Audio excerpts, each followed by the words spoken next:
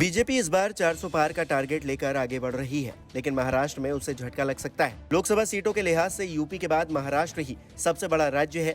यहाँ से 48 लोकसभा की सीटें आती हैं। बीजेपी की कोशिश है कि गठबंधन के जरिए राज्य की सभी सीटों पर विजय पताका फहराया जाए, लेकिन सर्वे कुछ और ही कहानी कह रहा है। शिवसेना और एनसीपी में तोड़ के बावजूद पहले से ही एनडीए का पलड़ा कांटे का था, लेकिन चुनाव के नजदीक आते आते स्थिति और भी बिगड़ती दिखाई दे रही है। दरअसल सी वोटर लगातार महाराष्ट्र के चुनावी मीटर पर नजर बनाए हुए हैं। ऐसे में ताजा सर्वे की स्थिति पिछले महीने की स्थिति से अलग दिख रही है। सी वोटर के ताजा सर्वे की बात की जाए तो अप्रैल 2024 के सर्वे के मुताबिक एनडीए को 41% वोट शेयर मिल सकता है, जबकि इंडिया को भी 41% वोट शेयर मिलने का अनुमान है। वहीं अदर्स को 18% वोट शेयर मिल सकता है, लेकिन अगर इसकी तुलना मार्च 2024 के सर्वे से की जाए तो फिर एनडीए की स्थिति बिगड़ती हुई दिखाई दे रही है, क्योंकि मार्च 2024 में एनडीए को 43% वोट शेयर मिलता हुआ दिखाई दे रहा था, जो कि अब 41% हो गया है। हालांकि इंडिया गठबंधन के लिए भी यहाँ बुरी खबर है, क्योंकि उसका 42% का वोट शेयर घटकर अप्रैल में 41% हो गया है, जबकि अदर्स को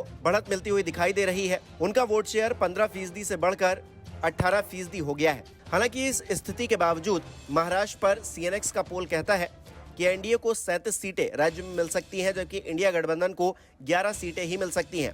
एनडीए में बीजेपी को 27 सीटें, शिंदे गुट को 8 सीटें और अजीत गुट को 2 सीट मिल सकती है। जबकि इंडिया गठबंधन की बात की जाए तो शिवसेना यूबीटी 7 सीटें, शरद पवार के गुट को 2 सीटें, जबकि कांग्रेस 1 सीट पर जीत हासिल कर सकती है। बहरहाल 10 अप्रैल से महाराष्ट्र में पीएम मोदी की 18 रैलियां शेड्यूल की गई हैं। इसका मतलब ये है कि पीएम मोदी अब धुआंधार प्रचार करने जा रहे हैं। ऐसे में देखना दिलचस्प रहेगा कि महाराष्ट्र में बीजेपी गठबंधन 48 में से कितनी सीटों पर जीत हासिल कर पाता है।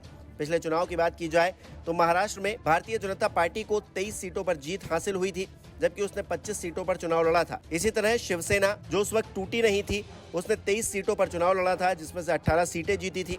आपको यहाँ ये भी बता दें कि भारतीय जनता पार्टी और शिवसेना पिछली बार गठबंधन में थे। इसके अलावा बात की जाए तो एनसीपी को 4 सीटें मिली थी, जबकि उसने 19 सीटों पर चुनाव लड़ा था। वहीं कांग्रेस ने 25 सीटों पर चुनाव लड़ा था, जबकि उसे सिर्फ 1 सीट मिली थी। इसी तरह एआईएमआईएम ने भी 1 सीट पर चुनाव लड़ा था और उसने वो सीट जीती थी, और अदर्स के खाते में भी 1 सीट गई थी। नमस्कार, मैं हूं मानक गुप्ता।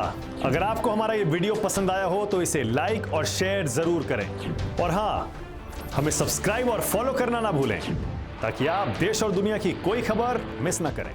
तो जुड़े रहिए हमारे साथ और देखते रहिए न्यूज़ 24।